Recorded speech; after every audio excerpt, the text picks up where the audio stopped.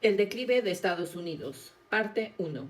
Rebelión.org, pluma Claudio Katz. El retroceso del liderazgo norteamericano es reconocido con mayor énfasis que en otros momentos.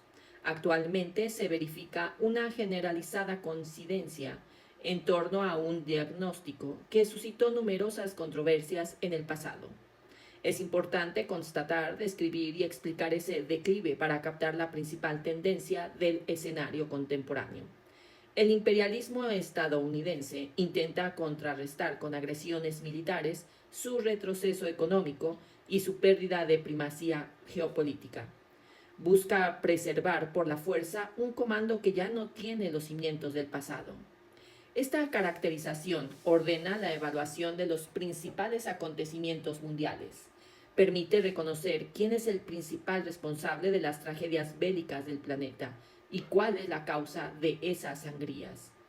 Si esta evaluación es relativizada o diluida, el debate sobre la regresión estadounidense queda enmarañado en interminables discusiones sobre aspectos específicos, como el retroceso del dólar, la gravitación del Wall Street, el impacto Hollywood o la incidencia del Pentágono.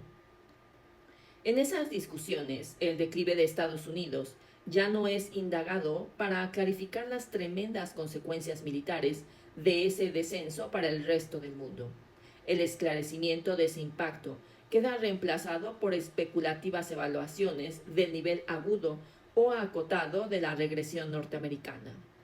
En esas mediciones, el análisis del principal proceso geopolítico del siglo XXI queda sustituido por ejercicios descriptivos de los factores que acentúan o contrapesan el declive.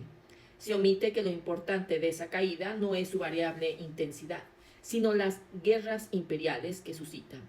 Indagar el problema con el foco puesto en esas convulsiones permite comprender las principales consecuencias del declive imperial.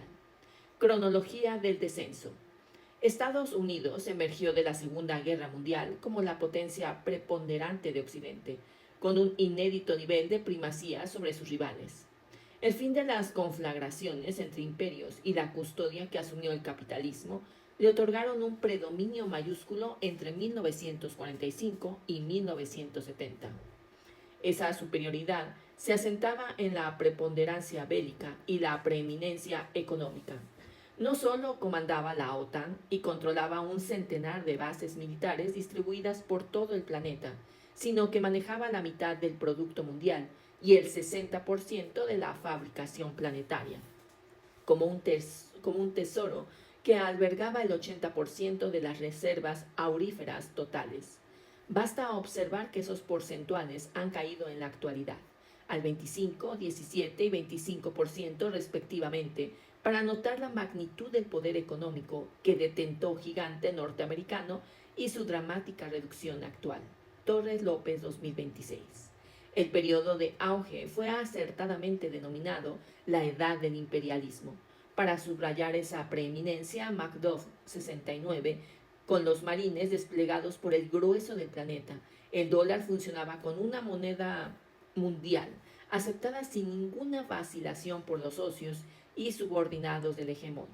Con esa conducción operó el imperialismo colectivo de la tríada Estados Unidos, Europa y Japón, que consagraba el alto nivel de entrelazamiento y sometimiento de dos grandes aliados al comando norteamericano, Amin 2004.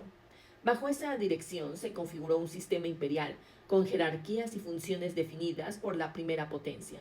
Las tradicionales diferencias entre los rivales de Occidente perdieron connotaciones bélicas y se procesaron como acotadas controversias comerciales o financieras. Ese periodo de auge estadounidense afrontó varios momentos de erosión. En los años 60, la acelerada reconstrucción de Alemania y Japón restauró la competitividad de ambas economías, que comenzaron a erosionar la superioridad de las empresas norteamericanas. Washington contrarrestó esa amenaza con medidas comerciales y monetarias que sofocaron el desafío de sus subordinados. El poder del Pentágono sobre los dos grandes perdedores de la Segunda Guerra Mundial bloqueó por completo ese despertar germano y nipón. En la década siguiente, la descontrolada emisión de dólares y el desbordante endeudamiento del gendarme yanqui afectaron la confiabilidad de la divisa estadounidense, hasta tornarla inconvertible al oro. Frente a esa adversidad, el Departamento de Estado recurrió al sostén de sus subalternos del mundo árabe y apuntaló el mecanismo de los petrodólares para preservar el reinado del dólar. Los monumentales excedentes financieros que generaban la exportación crudo del Medio Oriente fueron reciclados en los mercados bajos bajo el control yanqui para asegurar esa continuidad del imperialismo del dólar. En los años 80, Reagan añadió a ese refuerzo el inicio del modelo neoliberal, con privatizaciones, aperturas comerciales y desregulaciones laborales, que recompusieron los beneficios de las grandes empresas, recortando el salario y los gastos sociales. Esa agresión contra los trabajadores restauró las ganancias, pero no revirtió la continuada regresión estadounidense frente a sus rivales. La decreciente competitividad internacional de la economía yanqui no fue modificada y el declive persistió como un problema irresuelto. Pero ese descenso pareció súbitamente contenido en la década siguiente por la inesperada implosión de la Unión Soviética. El antagonista ruso nunca amenazó a su rival en el plano económico, pero lideró durante décadas un denominado campo socialista que afectó seriamente el poder del Occidente. La existencia de ese contrapeso facilitó las revueltas sociales contra el capitalismo y las resistencias nacionales contra las agresiones imperiales. Adversidades autoinfligidas. La imprevista implantación de un orden unipolar a fin del siglo XX, con preeminencia total de Estados Unidos, le brindó a la primera potencia una gran oportunidad para recrear su preponderancia económica y geopolítica. Pero en lugar de consumar esa restauración, Washington se embarcó en una escalada de aventuras bélicas con resultados adversos. Dilapidó recursos, erosionó su autoridad, socavó sus alianzas y terminó agravando el declive precedente. Las campañas militares en el Gran Oriente Medio, Afganistán, Irak, Libia, Siria, Palestina e Irán. La expansión de la OTAN en Europa del Este, el provocativo rearme en Asia Oriental y el continuado intervencionismo en América Latina jalonaron ese desborde belicista, que sepultó todos los atisbos de recomposición norteamericana.